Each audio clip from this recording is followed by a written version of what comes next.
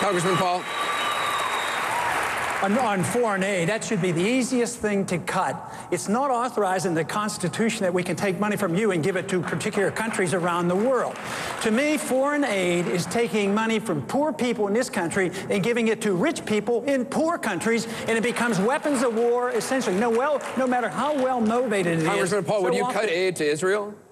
I would cut all foreign aid. I would treat everybody equally and fairly. And I don't think aid to Israel actually helps them. I think it teaches them to be dependent. We're on a bankruptcy course, and look at what's the result of all that foreign aid we gave to Egypt. I mean, their dictator that we pumped up, we spent all these billions of dollars, and now there's a more hostile regime in Egypt, and that's what's happening all around Israel. That foreign aid makes Israel dependent on us. It softens them for their own economy, and they should have their sovereignty back. They should be able to deal with their neighbors at their own will. Should we cut foreign aid to Israel? No, we should not be cutting foreign aid to Israel. Israel is our greatest ally. The biggest problem is the fact that the president of the biggest problem with this administration and foreign policy is that President Obama, as the first president since Israel declared her sovereignty, put daylight between the United States and Israel. That heavily contributed to the current hostilities that we see in the Middle East region. Cutting back on foreign aid is one thing. Being reimbursed by nations that we have liberated is another. We should look to Iraq and Libya to reimburse us for part of what we have done to liberate these nations. Now, I need to add something on this issue of negotiating for hostages. This is a very serious issue. For any candidate to say that they would release the prisoners at Guantanamo in exchange for a hostage would be absolutely contrary to the historical nature of the United States and what we do in our policy. That's naive. We cannot do that. The United States has done well because we have an absolute policy. We don't negotiate. Herman Cain, I've got to give you 30 seconds because she was referring to basically saying you were naive, or if that's what you were suggesting. No, I said that I believe in the philosophy of we don't negotiate with terrorists.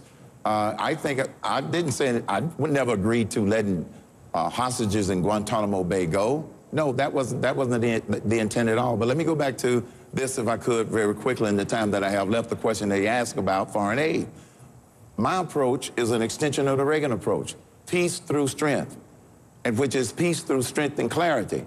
If we clarify who our friends are, clarify who our enemies are, and stop giving money to our enemies, then we ought to continue to give money to our friends like Israel. You have 30 seconds, Congressman Paul, yes. I got to go. Matter of fact, I don't want to make a statement. I want to ask a question. Are you all willing to condemn Ronald Reagan for changing weapons for hostages out of Iran? We all know that was done. What? That's not, Iran was a sovereign country. It was not a terrorist organization, number one. They were our good friends back then. They're not our good friends, but they're a sovereign country, just like the Palestinian Authority is not the good friends of Israel. He negotiated for hostages. There's a role, we negotiate with hostages with the Soviet Union. Now, we've negotiated with hostages, depending on the scale, but there's a difference between releasing terrorists from Guantanamo Bay in response to a terrorist demand. They're all suspect. They're not terrorists. You haven't convicted them of anything. Then negotiating with other countries where we may have an interest, and that is certainly a proper role for the United States. We got to take a quick break. I do want to give Speaker Gingrich 30 seconds, and then... Just very straightforward. Clint and I did a film on Ronald Reagan. There's a very painful moment in the film when he looks in the camera and says, "I didn't think we did this. I'm against doing it. I went back and looked. The truth is we did. It was an enormous mistake." And he thought the Iranian deal was a terrible mistake. We're going to take a short break. Our debate, though, continues on the other side of the break, so stay tuned. When we return, which candidate has the best chance to beat Barack Obama? And should it matter in your vote? Stay with us.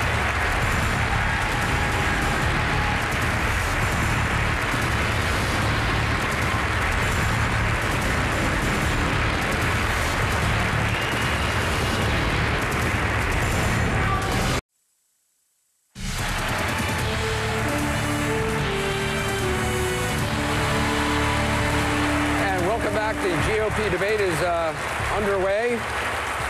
Let's talk about probably the most important issue to everybody on this stage and probably just about everybody on this room, which is who can beat President Barack Obama in this next election.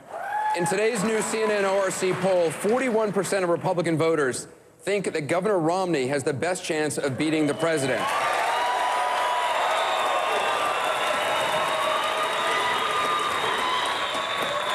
To Senator Santorum, you got 1%. Why shouldn't Republican voters go with the candidate they feel that can best beat President Obama? Well, the Pew poll last week asked how many people in this country can name any of us, and less than 50% could come up with even one. So the idea that this has any relevance to people who aren't paying close attention to this debate is in fact irrelevant. What's relevant is to look at the track record. No one in this field has won a swing state. Pennsylvania's a swing state. We win Pennsylvania, we win the election. The Republican is nominated. I've won it twice. I defeated a Democratic incumbent winning it the first time, and I won the state of Pennsylvania, the only senator to win a state who was a conservative that George Bush lost. Bush lost it by 5, I won it by 6. So you have someone who's defeated and been matched up against 3 Democratic incumbents. I'm 3-0. Nobody on this field has won a major race against the Democratic incumbent except me. No one has won a swing state except me as a conservative. I didn't run as a Democrat in Texas when it was popular to run and win there. I didn't run as a liberal in 1994. I ran in 1994, the same year Mitt did in Massachusetts. He ran as a liberal to the left of Kennedy and lost. I ran as a conservative against James Carville and Paul Begala, and I won.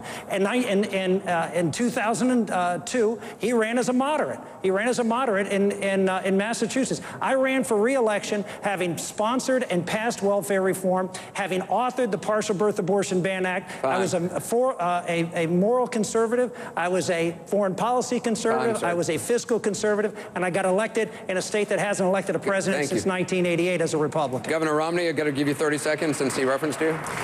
I think the people of America are looking for someone who can beat President Obama and can get the country on the right track.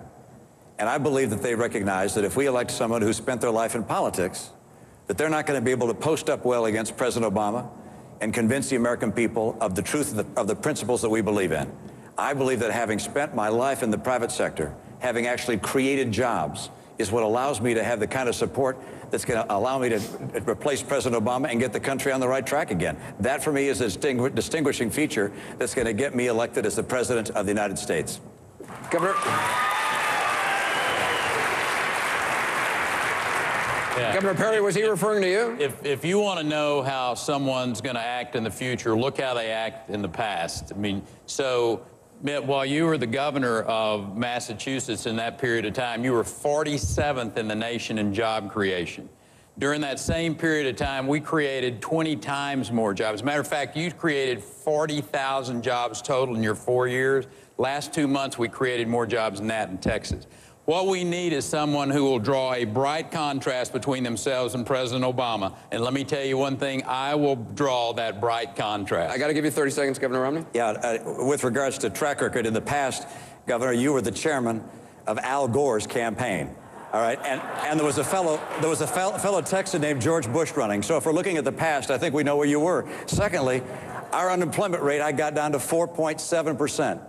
Pretty darn good. I think a lot of people would be happy to have 4.7%. And with regards to the record in Texas, you probably also ought to tell people that if you look over the last several years, 40%, almost half the jobs created in Texas were created for illegal aliens, illegal immigrants. That is an absolute falsehood on its face, Mitt. You have 30 seconds, Governor Perry. That is absolutely incorrect, sir. Well, we'll take a look at the study. There's been a third party take a look at that study, and it is absolutely incorrect. The fact is, Texas has led the nation in job creation.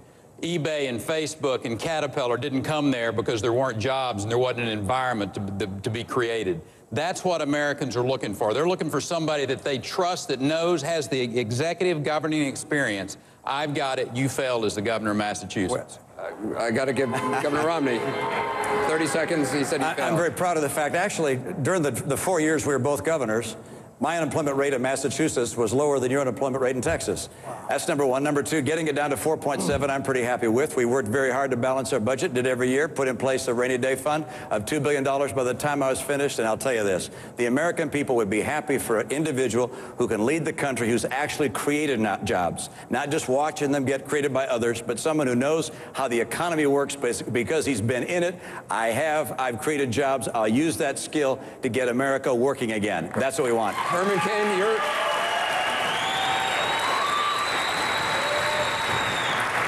Cain, you're tied with Governor Romney in some of the polls for the top leadership position right now. Are they the ones, or either Governor Perry or Governor Romney, are they the ones who should be president? No, I should be president. Well, obviously. Governor Romney has a very distinguished career, and I would agree with much of what he has said. And there's one difference between the two of us in terms of our experience. With all due respect, his business executive experience has been more Wall Street oriented. Mine has been more Main Street. I have managed small companies. I've actually had to clean the parking lot. I've worked with groups of businesses, etc. And as far as contrasting me with President Obama, if I am fortunate enough to become the Republican nominee, it's going to be the problem solver who fixes stuff versus a president who hasn't fixed anything in this country. Governor Romney, you got 30 seconds. I appreciate that, and probably the fact that we're doing as well as we are is we both have a private sector background. That probably helps. But I just want to set the record straight of my record. I've been chief executive officer 4 times. Once for a startup and 3 times for turnarounds. One was a financial services company. That was a startup. A consulting company, that's a mainstream business. The Olympics, that's certainly mainstream. And of course, the state of Massachusetts. In all those settings, I've learned how to create jobs. Your campaigns are telling us we have to end. It's time. I'm sorry. Oh, no. Anderson. It's your campaigns. Anderson. If you wanted to file your campaigns, go ahead. Congresswoman Bachmann, 30 seconds. The good news is the cake is baked. Barack Obama will be a one-term president. There's no question about that. Now the question is, we need to listen to Ronald Reagan, who said, no pastels, bold colors. I am the most different candidate from Barack Obama than anyone on this stage. Speaker Gingrich? We can't settle in this race. Speaker Gingrich? Let me just point out for a second that maximizing bickering is probably not the road to the White House. And the technique you've used maximizes going back and forth over and over again. I just want to say 2 things. I think that I would be the strongest candidate because of sheer substance. If you go to newt.org and look at the 21st Century Contract with America, as the nominee, I will challenge Obama to meet the Lincoln-Douglas standard of 7 3-hour debates, no moderator, only a timekeeper. I believe we can defeat him decisively to a point where we reestablish a conservative America on our values. And I think that is a key part of thinking about next year. We'd love to host those on CNN. I want to thank all the candidates, the GOP candidates tonight. You get a chance to answer that, son. You didn't get a chance to answer that. No, I had the best call.